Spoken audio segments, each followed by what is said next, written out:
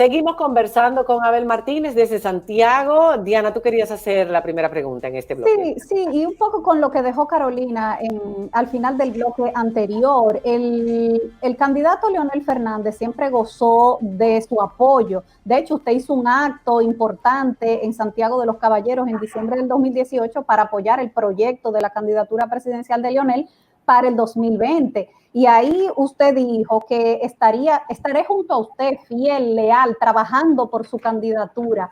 Ahora, ¿dónde está esa lealtad? A ver. Mire, la lealtad es a mi partido y eso es importante que se sepa. Y si el presidente Leonel Fernández estuviera en el PLD, seguiría contando con mi respaldo. Yo entré en el Partido de la Liberación Dominicana por el profesor Juan Bosch. No conocía a los candidatos que luego fueron del Partido de la Liberación Dominicana. Me formé en un círculo de estudio inspirado en la ideología del profesor Juan Bosch. Como apoyé también a Danilo Medina cuando fue candidato presidencial. Nosotros, desde ahora yo puedo decirle, mire, yo le tengo un gran aprecio, valoro enormemente la capacidad que tiene Leonel Fernández, valoro que haya llevado al PLD 3 veces a la presidencia de la República, donde él era el candidato. Le respeto, de mí nunca saldrá nada fuera de lo que es respeto hacia él, pero él está en otro partido y respeto eso también, y él lo ha explicado, es un asunto de honor para él, pero al igual yo no me consideraría leal a mi partido si yo abandono mi organización. Eso no ha pasado nunca por mi mente, que nadie se lleve a engaños ni a dudas, eso no ha pasado por mi mente. Su partido celebró una especie de preprimaria, que fueron las encuestas organizadas por el presidente Danilo Medina para elegir de entre los precandidatos danilistas, por decirlo de alguna manera, cuál iba a ir a enfrentarse en la primaria del PLD contra Leonel Fernández. Quizás uno de los principales contendientes en esa preprimaria decidida a encuestas era Francisco Domínguez Brito, que es, al igual que usted, un político importante de la zona norte del país.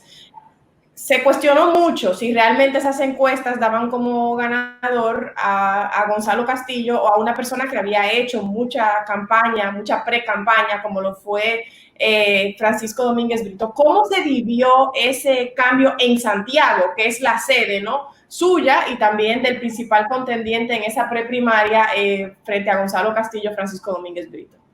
Mire, nosotros estábamos en ese momento en el Partido de la Liberación Dominicana apoyando otro candidato.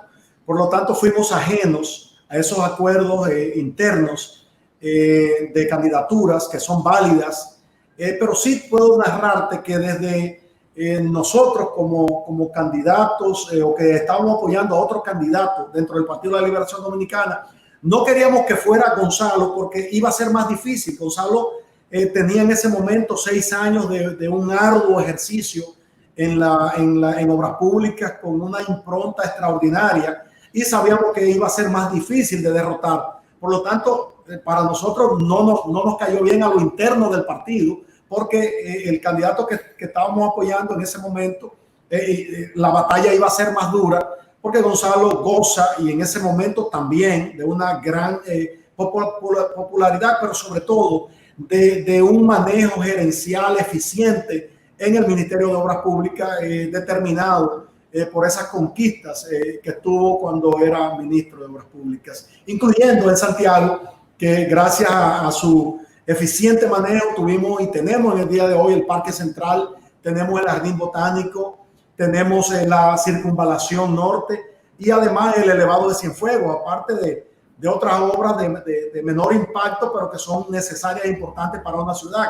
Por lo tanto, para nosotros iba a ser un hueso más duro de roer que Gonzalo fuera el candidato. Pero bueno, fue Gonzalo el candidato y hoy también es el candidato del Partido de la Liberación Dominicana y todos los PLDistas estamos trabajando para que sea el presidente.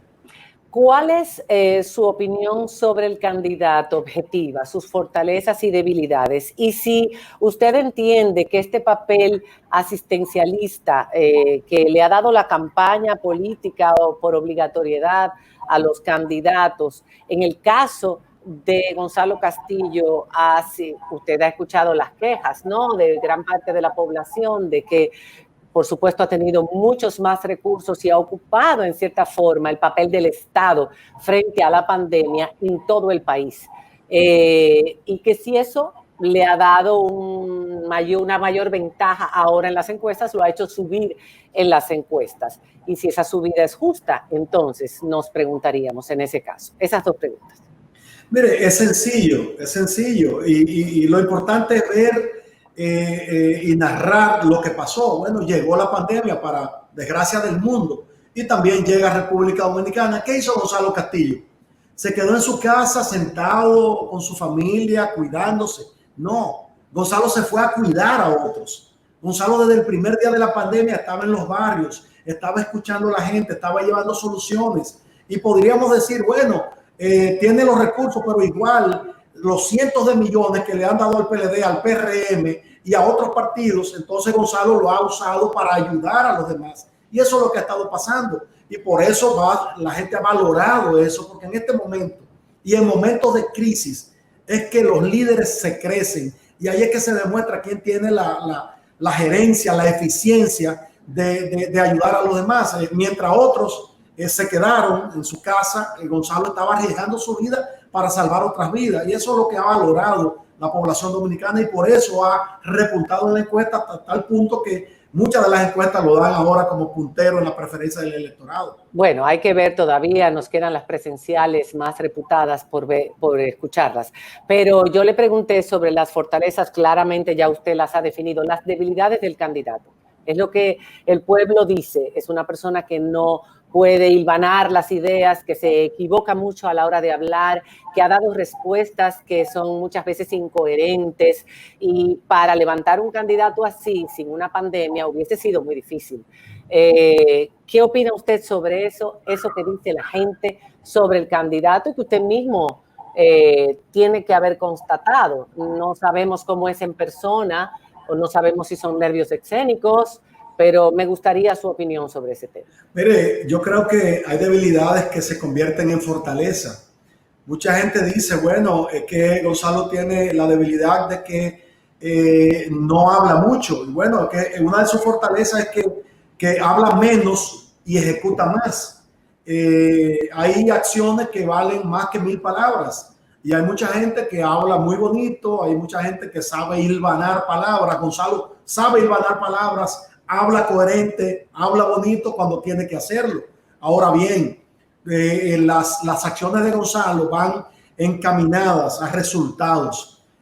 Sus palabras van acompañadas generalmente de hechos que presentar. Y eso es lo que al país le interesa, al país le conviene. La campaña a veces en redes sociales despiadada, con montajes o sacando de contexto, eso no es lo que quiere este país. Y Gonzalo lo decía ayer, sigamos trabajando, olvidémonos no miremos hacia los lados, a los engaños, a las mentiras, trabajemos con resultados, con acciones, y eso es lo que está haciendo el candidato nuestro. Entonces, lo que otros consideran una debilidad realmente es una fortaleza, porque ¿qué es lo que quiere la sociedad dominicana? Que ejecuten, que accionen y que exhiban resultados, y es lo que Gonzalo lo está haciendo desde ya, y además con propuestas claras de hacia dónde va y qué va a hacer para recuperar la economía que está maltrecha, la del mundo, menos empleos, menos recaudación. Entonces, lo que necesitamos ahora es un gerente que nos ha hablado, que nos está hablando, pero también que está acompañando esas palabras con resultados tangibles, con hechos y con acciones. Abel, el Partido Revolucionario Moderno llevó ayer una denuncia a la Junta Central Electoral por el reparto a granel que está haciendo la candidatura de Gonzalo Castillo de gas licuado de petróleo en las calles. Quisiera saber tu opinión sobre eso, porque es algo que puede ser muy peligroso. O sea, de esto se necesitan permisos. El PRM habla de violación a la ley de hidrocarburos y que no es la forma correcta de hacer reparto de gas en el país. Mire, el PRM... en su caída estrepitosa en las encuestas y además en la preferencia del electorado, porque la población que no conocía mucho, incluso una población joven que desconoce lo que fue el gobierno del PRM, el PRM en su momento, el PRD, bueno, no conocían, están empezando a verlo en algunas administraciones de algunas alcaldías del país, como han empezado con improvisaciones, además con acciones que son incoherentes e incorrectas. Entonces el PRM en esta caída está desesperado, no sabe qué hacer y lo que tiende a acusar. Eso es típico de quien pierde, esto es típico de quien está desesperado y seguirán desesperados. Para usted no es peligroso que se reparta gas en la calle, gas, con gente haciendo fila con tanques de gas en la calle. Mire, los tanques de gas y las filas eran muy típicos antes en el gobierno del PRM, donde el candidato del PRD en ese momento era funcionario y su familia de primer orden y además con incidencia, eran filas de kilómetros para echar gas para echar gas en los carros públicos, en los tanques, porque había escasez de gas. Lo que está prohibido realmente es la comercialización de estos hidrocarburos, no necesariamente regalarlo. Qué bueno, porque mucha gente en los barrios no tiene para llenar el tanque, fruto de que o está sin empleo o no le llegan los recursos necesarios, y bueno, tenemos que acudir porque hay una campaña solidaria que estamos haciendo, y es la campaña que está haciendo el compañero Gonzalo Castillo. En vez de caravanas, en vez de mítines, en vez de esa propaganda arropante en avenidas y en calles, bueno, está llevando en lo que puede y en lo que es presidente también, que despegará la economía con las acciones que ya ha anunciado de manera... o sea que cualquiera puede poner un tanquero y empezar a regalar gas en la calle. Con las medidas adecuadas, eso es perfectamente factible. Es perfectamente factible. Ahora bien, que no venga un opositor y quiera dispararle a un tanque de gas para crearle un lío al candidato que lo está haciendo. No. Eso también hay que tener mucha cuenta y mucho ojo con eso. Pero el gas que ha repartido nuestro candidato, el equipo de campaña, más bien lleva todas las normas adecuadas, los técnicos adecuados y además con la organización que se requiere para eso. Es igual que una de estas compañías va y llena a las diferentes casas el gas. Eso es normal, eso es, inclusive eso se pide, eso no se va a una bomba, sino que ellos se trasladan a la casa de cada quien y lo hacen. Es lo mismo, pero en vez de cobrarle, no se le está cobrando a los pobres, y eso no debe ser criticado, eso es lo que debe apoyarse. Ahora bien, exigir siempre que todas las ayudas y esta deben hacerse dentro del marco de la seguridad adecuada, tal como lo está haciendo el equipo de campaña que está haciendo los repartos. Bueno, para cerrar, hemos hablado mucho de Gonzalo Castillo, pero a mí me gustaría cerrar con Abel Martínez y su batalla contra el COVID como alcalde. Mire, en Santiago cuando llegamos fue una gran batalla, una batalla contra los que tenían frituras en las aceras, los que tenían pensiones en los parques, la gente que tiraba la basura donde quiera, nuestras calles sin señalizaciones, los semáforos dañados, más de 2.000 vertederos ambulantes en toda la ciudad. La primera batalla fue limpiar a Santiago, luego esa contaminación visual terrible, que no se podía ver 2 cuadras en una calle. Tumbamos todos esos letreros previamente notificados, quitamos esos mercados de pulgas debajo de los elevados, con ventas de ropa, pacas de ropa, que se convertían muchas veces hasta en contrabando de drogas, de armas.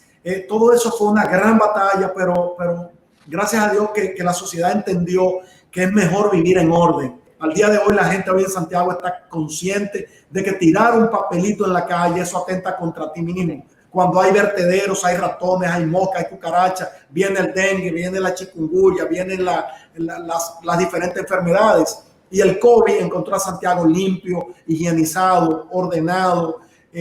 Si llueve no se inundan las calles y no hay basura que va a parar a las cañadas o al río. Entonces, junto con todo eso, también iniciamos un programa de desinfección calle por calle, parqueos, hospitales, clínicas. Y luego viene lo que es la concientización, el distanciamiento físico. Algo importante que debe tomarse en cuenta: el distanciamiento físico, uso de mascarilla y la higienización de tu área y de ti mismo. Y las fosas, ¿qué pasó con las fosas? ¿Qué vamos a hacer con esas fosas que usted construyó? Nos asustamos mucho con esa imagen. Sí, la verdad que nosotros veíamos a la gente aglomerándose y decía, pero no está creando conciencia. pero no saben que en Ecuador van más de 3,000 muertos y lo están enterrando hasta en lugares públicos, lo están tirando en la calle. O sea, la gente, el dominicano tiene que darse cuenta que esto es serio.